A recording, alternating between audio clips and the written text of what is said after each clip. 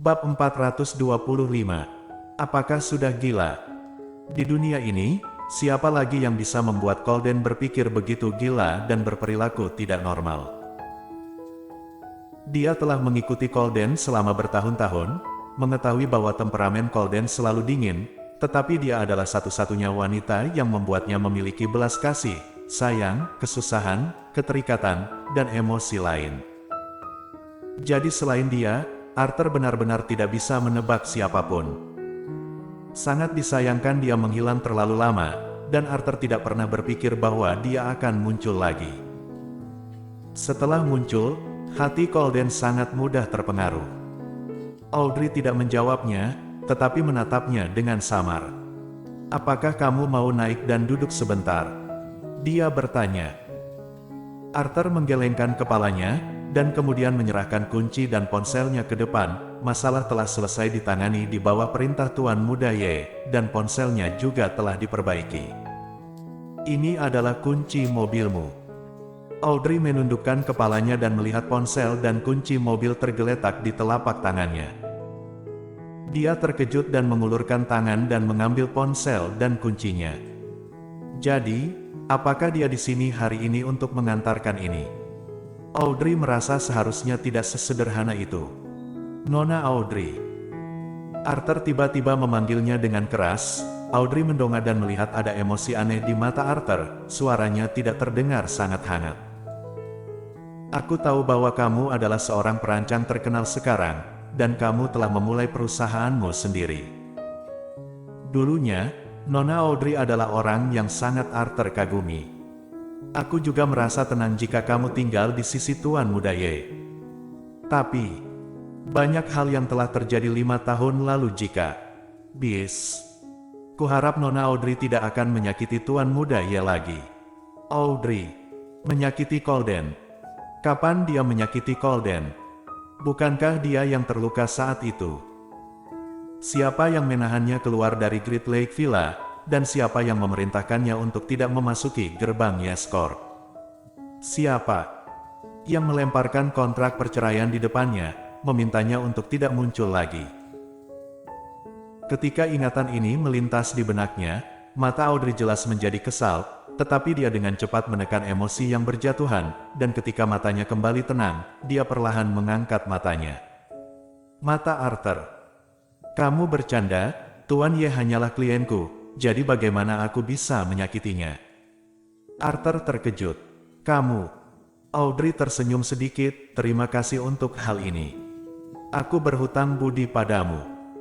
Lain kali jika ada waktu aku akan mentraktirmu untuk makan atau jika kamu butuh bantuan dengan sesuatu, kamu bisa memanggilku. Ini kartu namaku." Setelah berbicara, Audrey menyerahkan kartu namanya, dan Arthur membeku selama beberapa detik sebelum menerima kartu namanya. "Apa yang kamu khawatirkan tidak akan terjadi, dan itu tidak mungkin terjadi. Aku mengerti, aku sudah terlalu kasar hari ini. Aku masih punya banyak hal yang harus dilakukan. Aku pergi dulu." "Oke, aku tidak mengantarmu." Audrey juga mengangguk ringan, dan kemudian melihat Arthur pergi. Setelah Arthur pergi, Gita menyelinap keluar dari sudut. "Ada apa? Kulihat kalian bicara dengan tidak menyenangkan. Apa yang terjadi?" Mendengar suara Gita, Audrey pulih dan menggelengkan kepalanya. "Tidak ada apa-apa, kembalilah." Gita menatap punggung Audrey, selalu merasa sedikit aneh. Apa yang dikatakan kedua orang ini? Bagaimana rasanya aneh? Setelah Audrey kembali ke kantor, dia duduk lagi untuk menggambar. Ekspresi wajahnya samar, tetapi ada berbagai masalah di benaknya. Arthur jelas tahu apa yang terjadi saat itu, mengapa dia mengatakan ini pada dirinya sendiri hari ini.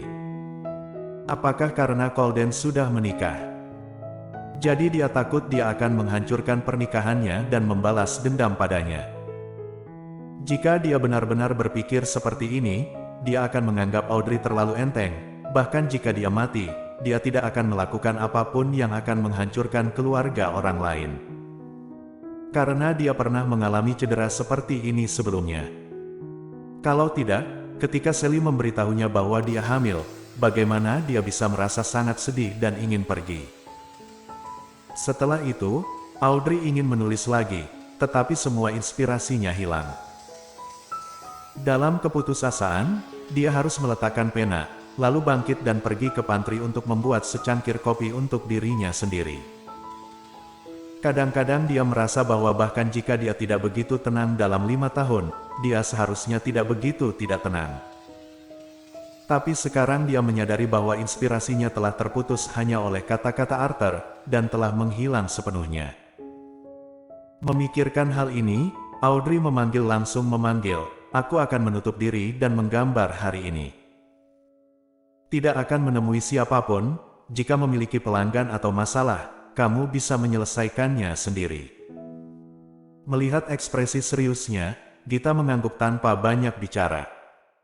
"Jangan khawatir, kamu bisa menggambar dengan nyaman, dan aku akan mengurus hal-hal lain." "Oke, kalau begitu aku akan merepotkanmu." Setelah itu, Audrey mengunci pintu kantor dan kemudian langsung pergi ke ruang tunggu di kantor, memindahkan kursi di depan jendela dari lantai ke langit-langit, lalu duduk di tanah dan mulai menggambar. Dia memejamkan mata dan mulai memikirkan inspirasi sebelumnya, mengesampingkan semuanya, dan hanya memikirkan karya desain ini. Gita sedang menunggu di luar.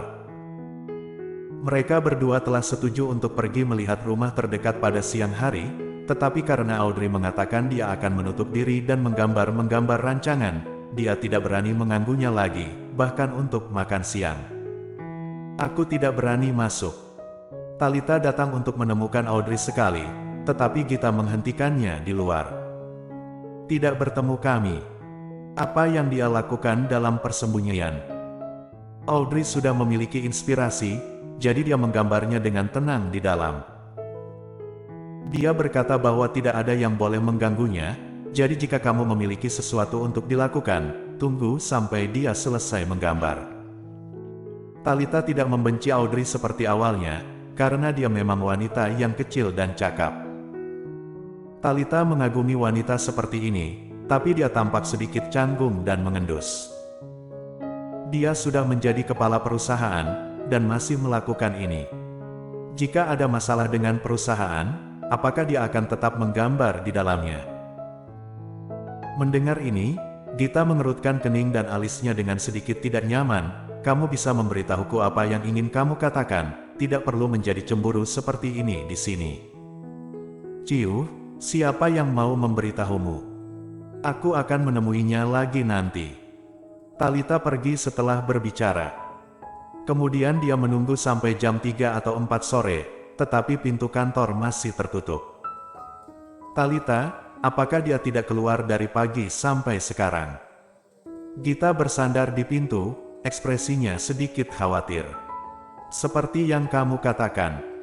Talita sedikit tercengang, "Apakah kamu gila? Bahkan jika kamu menggambar, kamu harus mengendalikan tubuhmu. Melukis siang dan malam seperti ini, apakah ini sikap seorang bos?"